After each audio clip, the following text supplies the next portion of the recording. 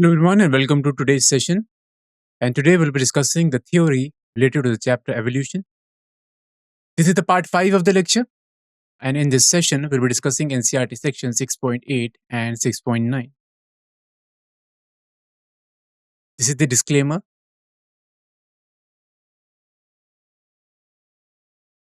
Okay, so let's understand what are the objectives of today's session.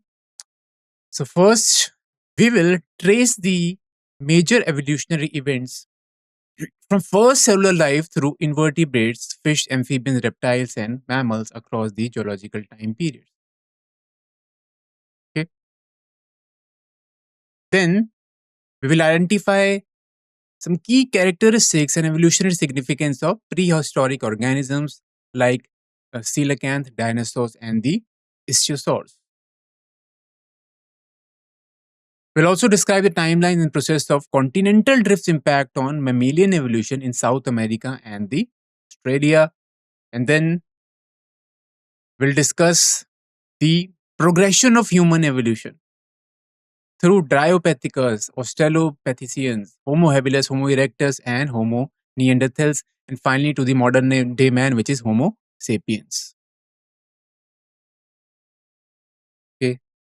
We'll also understand the emergence and development of modern Homo sapiens. We'll talk about the brain capacity, their culture developments, and geographical spread.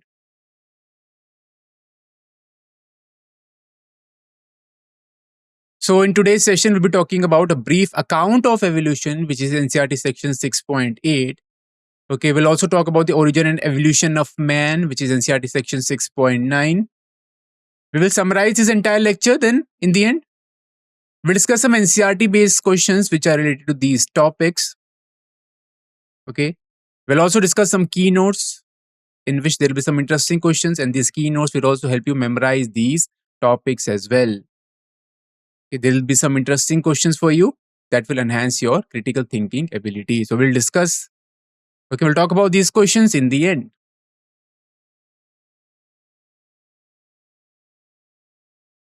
So let's start with today's session. We'll be talking about a brief account of evolution.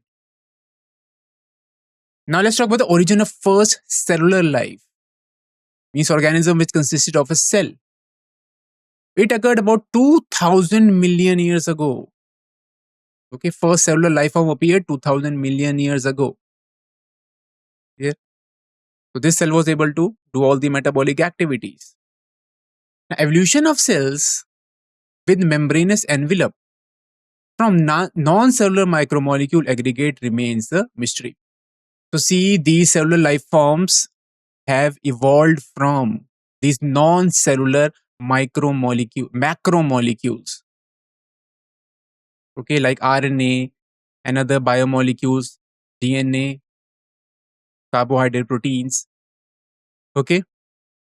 So first, these non-cellular macromolecules were formed. These macromolecules aggregated to form first cellular life forms. But how the first cellular life forms, this remains a mystery.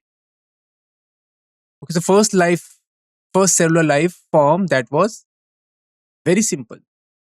It was unicellular, made up of single cell. Now some cells had the ability to release oxygen as well. Okay, so oxygen is very important for the survival of the humans and the other animals as well. Okay, initially the environment was reducing. There was no free oxygen. Slowly the level of oxygen increased in the atmosphere. So there were some cells that had the ability to release oxygen. Okay, we know plants, they carry out photosynthesis, and during photosynthesis, oxygen is released. Basically, photosynthesis is divided in two phases, light reaction and dark reaction. During the light reaction, oxygen is released by the photolysis of water, by the splitting of the water. Okay, so we can say that some reaction might be occurring that is very similar to the light reaction in the photosynthesis. Okay, now what are the events in the photosynthesis? During the light reaction, what happens? There is splitting of the water molecules into oxygen and hydrogen ions. Okay, this splitting of water is known as photolysis of water. Means here energy from the sunlight helps the breakdown of the water. In this process, oxygen is released. Yeah. This solar energy is captured by the pigments such as chlorophyll pigments. Clear? Now, gradually, single cell evolved into multicellular life. So initially, the first cellular life forms, they were unicellular, they were single celled, and from the single celled evolved multicellular organisms or multicellular lives, means they consist of multiple cells.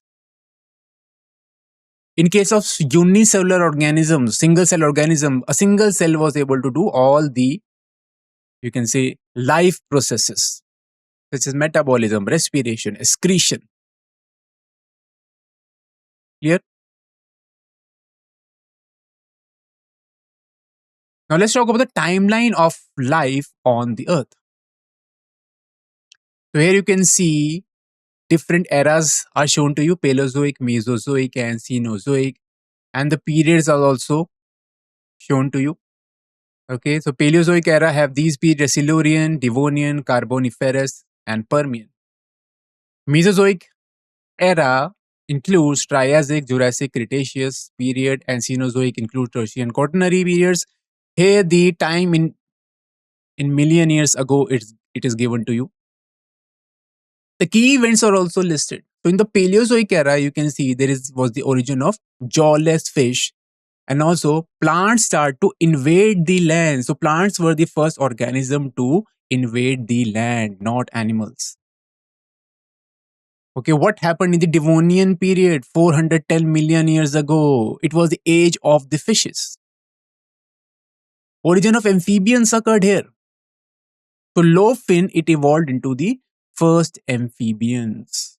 We'll talk about this, about the lobefin, how they evolved into first amphibians. Now in Carboniferous period, you can see amphibians were quite abundant. Okay, first reptile appeared here from the amphibians. Ferns and giant mosses, they formed the coal deposits here. Here. Then in Permian period, you can see reptiles began to dominate. Then in Triassic, there was origin of dinosaurs and the mammals. In Jurassic was the age of dinosaurs. Here Archaeopteryx appeared as well, which is a connecting link between reptile and the birds.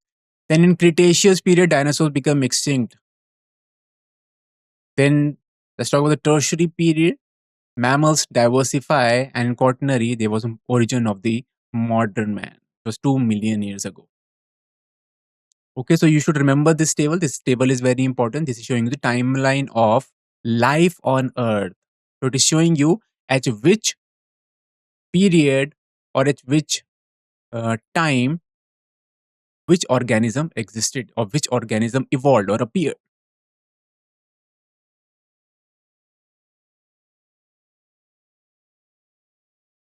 Now let's move on. Let's talk about the key evolutionary events. First, invertebrates. So invertebrates, they were formed around 500 million years ago. Clear? So invertebrates, they lack vertebral column. Invertebrates, they were formed and they were active at this time, around 500 million years ago. Then there was jawless fish. This evolved around 350 million years ago. And jawless fish evolved at this time. Now, this jawless fish, this was fish with strong fins, and it can move to land as well. Okay, this had very strong fins. Because of that, it can move on land and then back to water as well.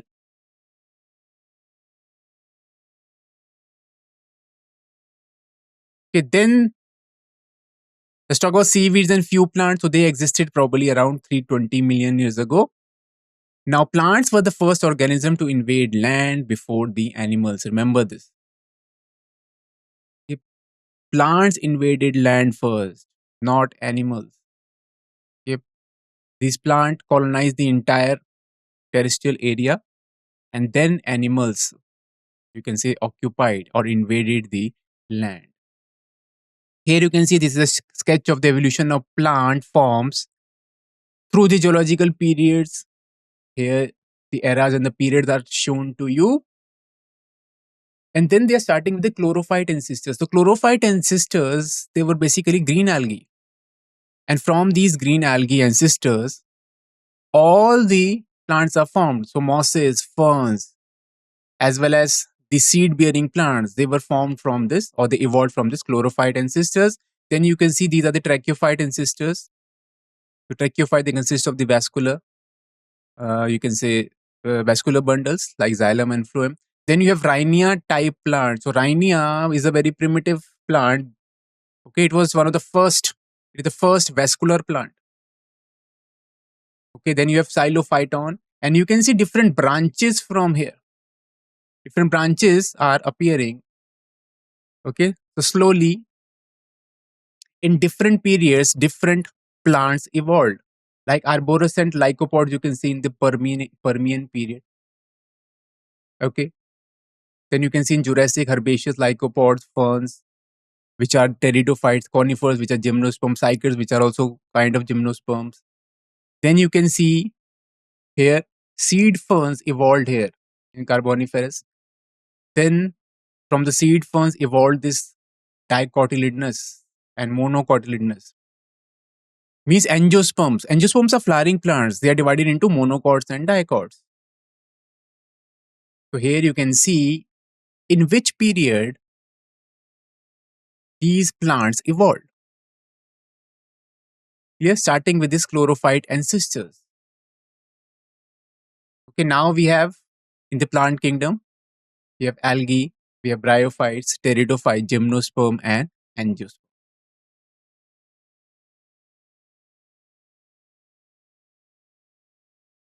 Okay. You're talking about the key evolutionary events. Now, next is lobefins, also known as coelacanth. So in 1938, a living coelacanth was caught in South Africa. Okay. Now, earlier, it was thought to be extinct, but in 1938, coelacanth was found in South Africa. Now, these animals are called lobefins. Okay. Now, these are believed to be ancestors of the early amphibians. Clear? Why they are called ancestors of early amphibians? Because they can live both on land and in water as well. But no specimen remain today. Clear? So these lobefins evolved into the first amphibians because they had the ability to live both on land and in water as well. Now, a living coelacanth was caught in South Africa in 1938, which was thought to be extinct. Okay, so here is an image showing you coelacanth. This can live on both land and water, so that's why they are the ancestors of the early amphibians. Amphibian can also live in both land and water. Okay, this is different from the jawfish. Now, next are reptiles. Amphibians evolved into reptiles. Okay, so these reptiles lay thick-shelled eggs which do not dry up in sun, unlike those of amphibians. So that's why the reptiles were very successful. They were able to colonize the, you can say, land, because they lay thick-shelled eggs. Okay, and these eggs, they do not dry up in the sun. All these eggs, they are exposed to the external environment. So usually they dry up here, and some predator eats these eggs. So the eggs of the reptiles, they are thick-shelled eggs. So they remain protected. They do not dry up in the sun. There's a more number of progeny is also being produced. Okay, as compared to amphibians. So they were able to colonize the area. They were able to spread. They were able to increase their number. Now, modern reptiles are turtle, tortoise, and the crocodile. Reptile dominated Earth for 200 million years.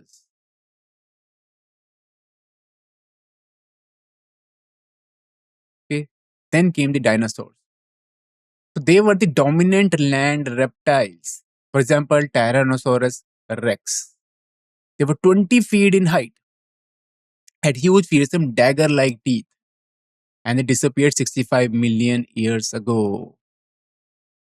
What was the probable cause of the extinction of the dinosaurs? Climatic change, or they evolved into birds. Okay, so bird, they evolved from the reptiles. Ancestor of birds are reptiles. And Archaeopteryx is a connecting link between reptile and the birds. It has features of both reptiles as well as the birds. Okay, so maybe due to climatic change or due to evolution of dinosaurs into birds, the dinosaur got extinct. Small size reptiles from that era still exist today. Examples are Tuatara, which is small lizard-like reptile. So you can see in image A, this is Tyrannosaurus rex, which is a dinosaur, and image B is a Tuatara, which is a small lizard-like reptile.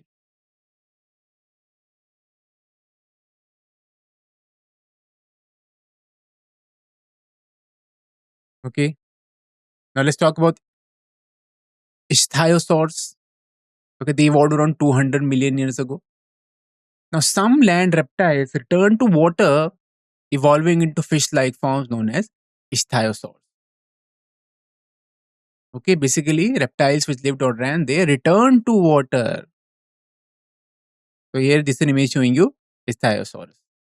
So they have evolved into fish-like form.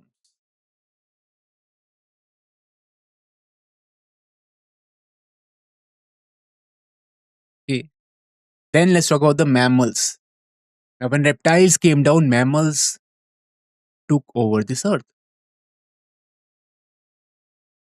The first mammals resembled shrews. Okay, shrews, they are mole-like creatures. And they had small body, so that's why they had small-sized fossils. Clear? Now they were viviparous, means they give birth to young ones.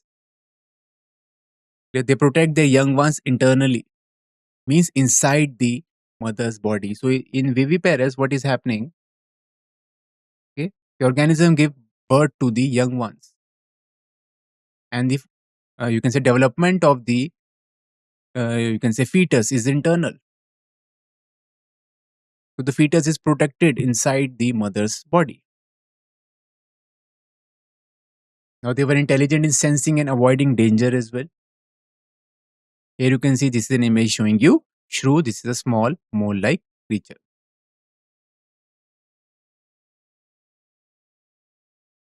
Now let's talk about the effect of the continental drift. Now some South American animals were overridden by the North American fauna due to the continental drift. Okay. In Australia also, Australia is an isolated continent. Okay. So it has its own environment. Now in Australia, pouched mammals survive due to lack of competition from the other mammals. So you can see in Australia, but it is quite isolated from the other continents. So there was lack of competition from other mammals. So the pouched mammals, they survived because there was no competition. Their number increased. Now we know Australia, they are occupied by the kangaroos, which are pouched mammals. Now some mammals like whales, dolphins, seals and sea cow live entirely in water as well. Now evolutionary stories of horses, elephant, dogs, etc. are very unique. Human evolution with language and self-awareness is a highly successful story. Here you can see in this image, this is showing you sea mammals, whale, dolphin, seal, and the sea cow. Yeah. So what happened due to the continental drift? The animals in the South America, they were overridden by the animals in the North America. Okay. And there was a competition. And whenever there is competition, the species which can, you can say, adapt to the changing environment, it will survive. Okay. Or the species which is more fit, that will survive. Species which is able to better utilize the resources, that will survive. Because of this, South American animals were overridden by the North American fauna. Okay, and you can see due to continental drift, this Australia was isolated from the other continents. So because of this, the population of mammals, it increased there because there was no competition from other mammals. Now let's talk about timeline and events of the human evolution. Okay, first let's talk about the primate ancestry. So it was about 15 million years ago. Here primates were, a primate evolved about 15 million years ago. Now there were two primates, Dryopethicus and Ramapethicus. They were existing. They were both primates. Now they had hairy and walked like gorillas and chimpanzee. Dryopethicus were more ape-like, and Ramapethicus were more human-like. Okay, these were all primates. Here you can see in this image, this is showing you evolution timeline of human. First is Dryopethicus, and then second one is Ramapethicus. Ramapethicus is more human-like. Clear? So this image is showing you human evolution, starting with the Dryopethicus. Then you have Ramapethicus.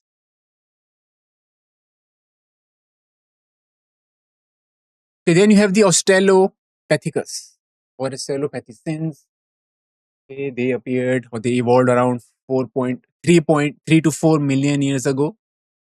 They lived in East African grasslands. They were 4 feet tall and upright. So let's talk about the brain capacity. Brain capacity was 400 to 600 centimeter cube. Okay, 400 to 600 cc. Okay, so there is a question in your textbook, question number 4 from the NCERT exercise. This is related to this topic. Okay, now these hunted with stone weapons and they ate fruit as well. Lucy is the famous fossil of Australopithecus. So here this is an image showing you Australopithecus. This is skull and the reconstructed head.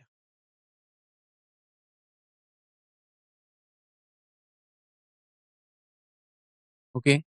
Then came the Homo habilis. So Homo habilis, they were first human-like hominid. They evolved around 250 million years ago. Brain capacity was 650 to 800 cc.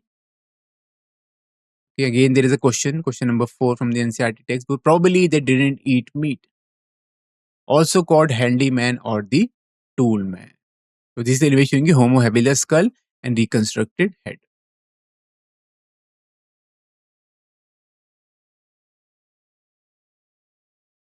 Okay, next is Homo erectus. So they appeared 1.5 million years ago. Now fossils were discovered in Java in 1891 and also called as the Java man. Now they walked fully erect. That's why they're called Homo erectus. They had larger brain capacity around 900 cc. Probably they eat meat, not fruits. So here is the image showing you Homo erectus. Skull and the reconstructed head are being shown to you. This is how the Homo erectus used to look like. Then came the Homo neanderthalensis, which is also known as the Neanderthal man.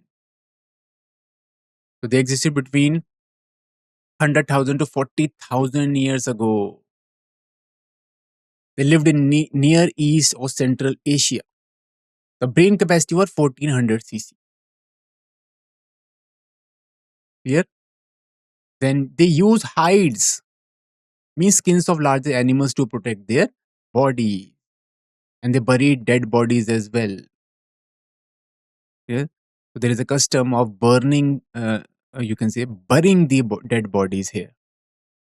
Homo neanderthal silences followed burying the dead bodies.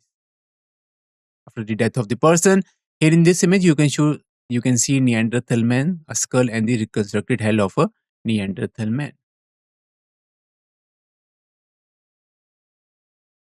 It then evolved the Homo sapiens. So this Homo sapiens originated in Africa and they spread across continents.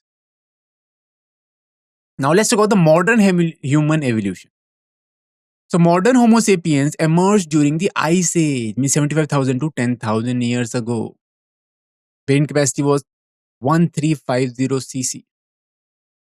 A prehistoric cave art developed 18,000 years ago. So now look at this image. So this image is showing you a comparison of the skulls of adult modern human beings. Baby chimpanzee, the adult chimpanzee. You can see skulls of the baby chimpanzee with the skull in the middle. It's more like adult human skull than with the chimpanzee. You can see this skull of the chimpanzee, young chimpanzee or baby chimpanzee is very similar to the skull of the humans. Clear? So we can say evolution is occurring because there is similarity in a lot of features. Okay, so here in Homo sapien, the brain capacity is 1350 cc and prehistoric cave are developed 18,000 years ago. Now let's talk about modern human evolution. Agriculture began 10,000 years ago leading to settlement. So the human, okay, earlier they were nomadic. Okay, they used to move from place to place in search of food. Now they started to do agriculture. They started to grow crop plants. So they started to produce their own food. And this led to settlements of the human colony. So agriculture, it began 10,000 years ago and this led to human settlement. Because now the humans didn't have to move in order to capture the food or in order to, you can say, find the resources. Subsequent events are a part of recorded human history. Now after that, there was a lot of civilizations. Okay, and now we have the modern day man. So here you can see these cave art by prehistoric humans. Places Bhim-Betka rock shelter from a resin district of the Madhya Pradesh. So this image has been drawn by the prehistoric humans. Okay, this is clear. Okay, now let's summarize this entire lecture. We talked about the early evolution, pre-human species. So here you can see this table is very important. The time period is given to you, species and events are given to you, and key characteristics are also mentioned here. Around 2000 million years ago, first cellular life form evolved. So there was evolution of cells with membranes, and some cells could release oxygen also. Okay, and photosynthesis emerged. Next one, 500 million ago, invertebrates appeared. First invertebrate formed and became active. Then 440 to 360 million years ago, early vertebrates appeared or they evolved. Now here in this time, jawless fish appeared, first amphibians evolved and plants invaded into the land. Now 290 to 145 million years ago, this was the age of reptiles. Okay, dinosaurs dominated. First mammals appeared and dinosaur extinct by 65 million years ago. Okay, then 15 minutes ago, there was evolution of early primates such as Dryopethicus, which were ape-like, and Ramapethicus, which were more man-like. Then 3 to 4 million ago, there was appearance of the Australopithecines, which is 4 feet tall, upright. This has a brain capacity of 400 to 600 cc and used stone weapons. Okay, clear? So you have to remember these timeline.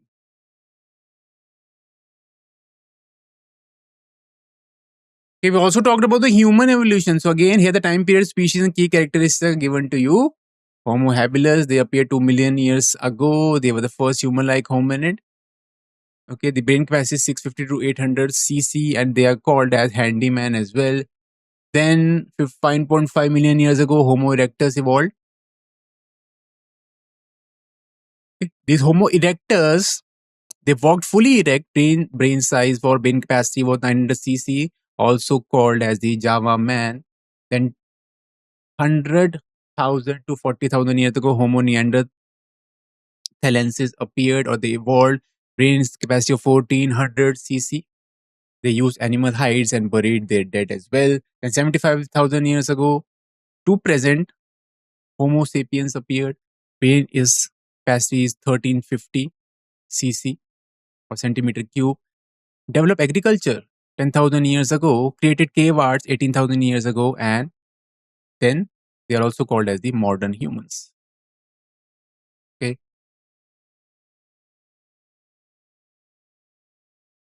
Now let's discuss some NCRT based questions. So first question is, what significant evolutionary event led to extinction of dinosaurs approximately 65 million years ago, and what group of organisms dominated afterward?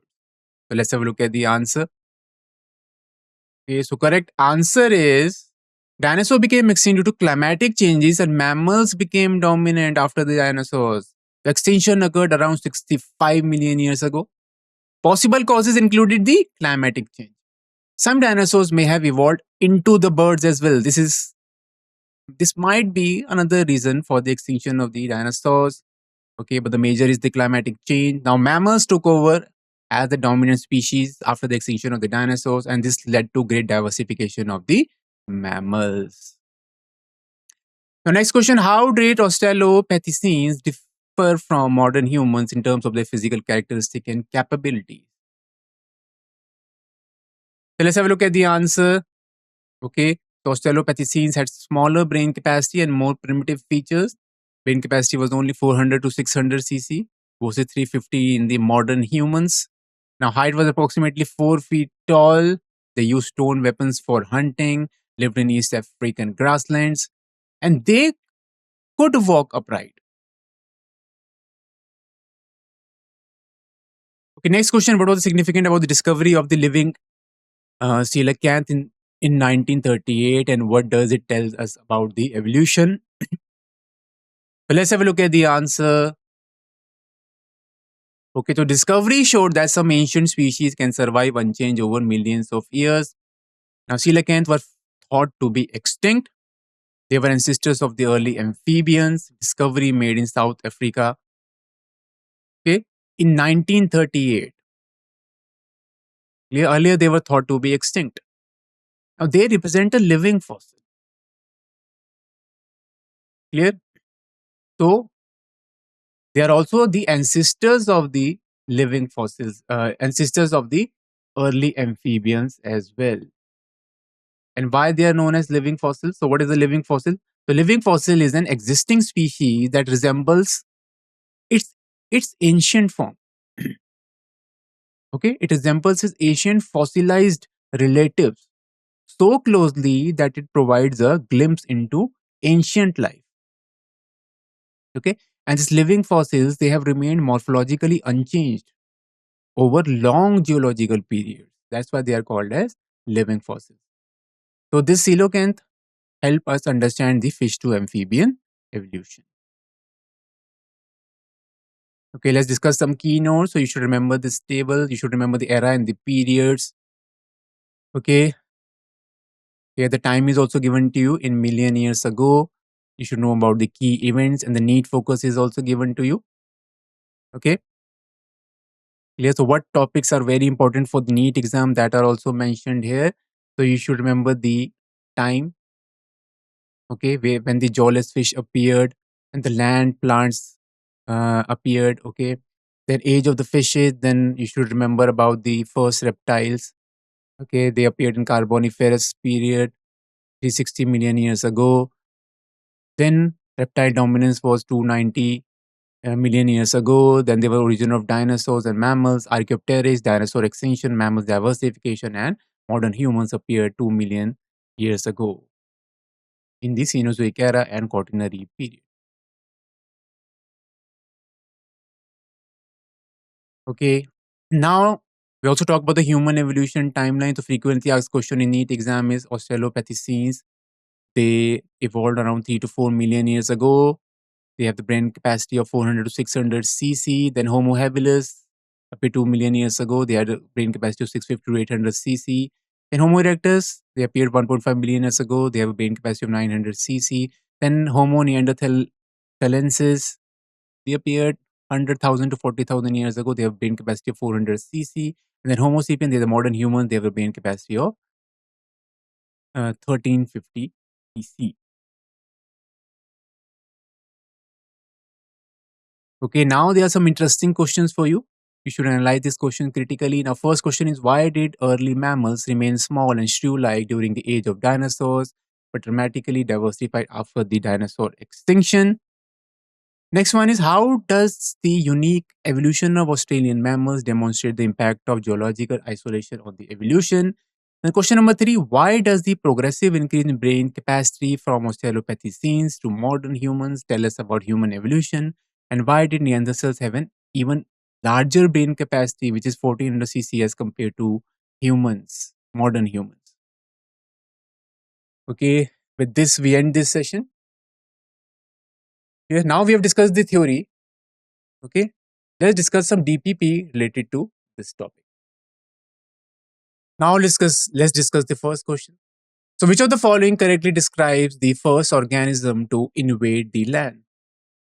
Okay, so options are invertebrates, amphibians, plants, and reptiles. What is the correct answer?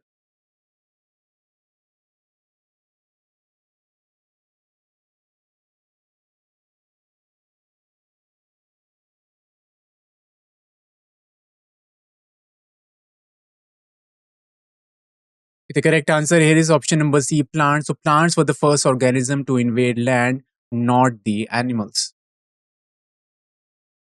Next one, around which time did jawless fish evolve? Okay, was it 500 million years ago, 350 million years ago, 320 million years ago, or 200 million years ago? What is the correct answer?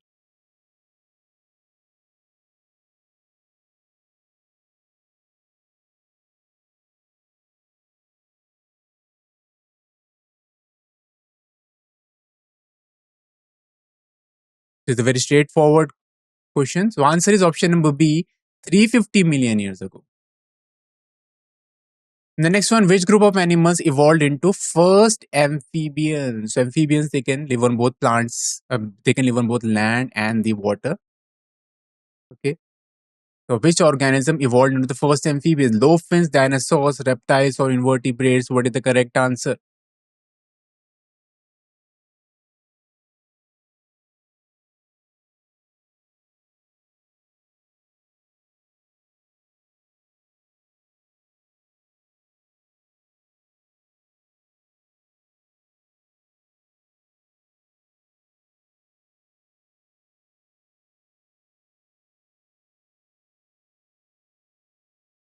The correct answer is option number A, lobefins. So, lobefins, okay, they had the ability to live in both land and the water. So, they evolved in the first amphibians.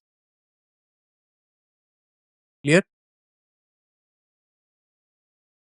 Now, next question, what characteristic allow reptiles to thrive on land compared to the amphibians? Now, option is viviparous reproduction. Second is thick-shelled egg. Option number C is presence of fins. And fourth option is cold-blooded nature. What is the correct answer?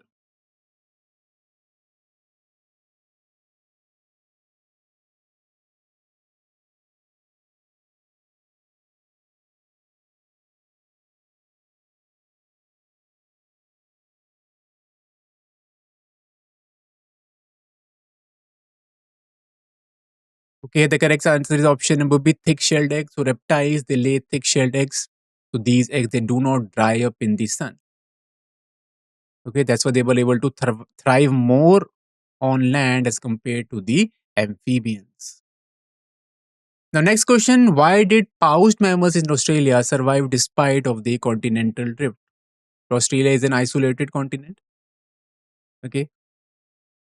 So, how do paused mammals survive in this isolated continent? So, option number one, they were more intelligent. Second is there was lack of competition from other mammals. Then third one is adaptation to aquatic life, and fourth one is climatic resistance. What is the correct answer?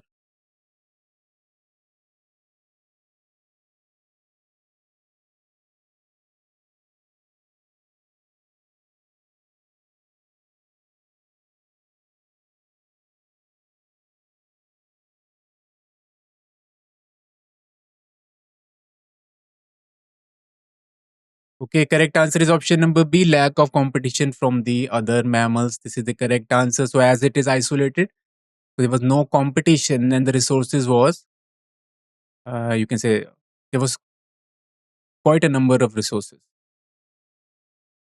Clear? There was no competition for the resources as well, and there was no other mammal there because it's an isolated area. Okay. So option number B is the correct answer here. So with this, we have discussed the DPP also. With this, we will end this session. I hope the session was quite knowledgeable for you. We'll meet you in the next session. Thank you very much for listening.